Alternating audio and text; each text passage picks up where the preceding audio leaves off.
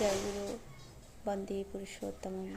পরম প্রেমময় শ্রী শ্রী ঠাকুর আমাদের সতর্ক করে বলে দিয়েছেন যে একটা মানুষ যত বড় জ্ঞানী, কর্মী, দরদি যাই হোক না কেন, তার জীবনে যদি কোনো কেন্দ্র না থাকে, তার জীবনটা কখনোই সুসংগঠিত, শৃঙ্খলাবদ্ধ ও সামঞ্জস্যপূর্ণ হতে পারে না।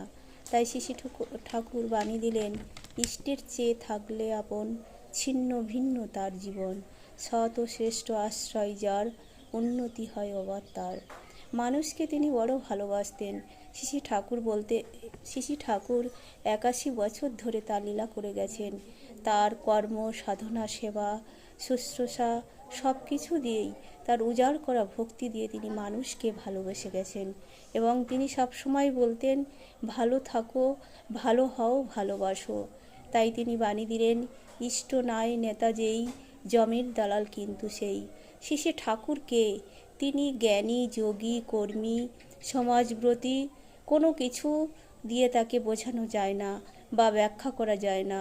সবকটা রাগরাগিনী যখন মিলিত হয়ে একটা সুসংঘবদ্ধ হয়ে বেজে ওঠে, শ্রী ঠাকুরের জীবনটাও তেমনি, যে তিনি অমানুষকে মানুষ করা এবং মানুষকে দেবতা করে তোলার জন্য সারা জীবন আপ্রাণ চেষ্টা করে গেছেন।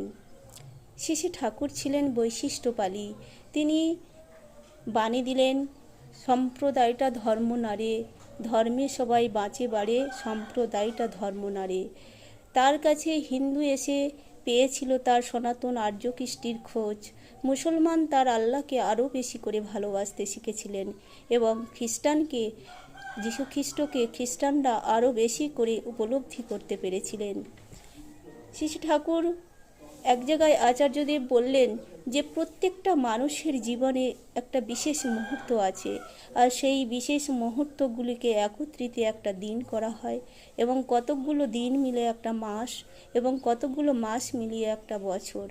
তাই সেই জীবনের আমাদের প্রত্যেকের প্রতিদিনের জীবনে একটা বিশেষ মুহূর্তকে আমরা যদি শ্রী ঠাকুরের কথা মতো চলতে পারি এবং শ্রী ঠাকুরকে খুশি করার চেষ্টা করি, তাহলে একদিন প্রত্যেকটা মুহূর্ত যোগ হয়ে আমরা তার মতো হয়ে উঠতে পারবো। তাই আমাদের প্রত্যেককে ঠাকুরকে কেন্দ্র করে এবং ঠাকুরকে জীবনে গ্রহণ করে তাকে অগাধ ও অটুটভাবে ভালোবেসে যেতে পারলেই আমাদের জীবনে আর কোনো ভাবনা থাকে না। দুঃখ, জ্বালা, যন্ত্রণার মধ্যেও আমরা সুখে থাকতে পারবো এবং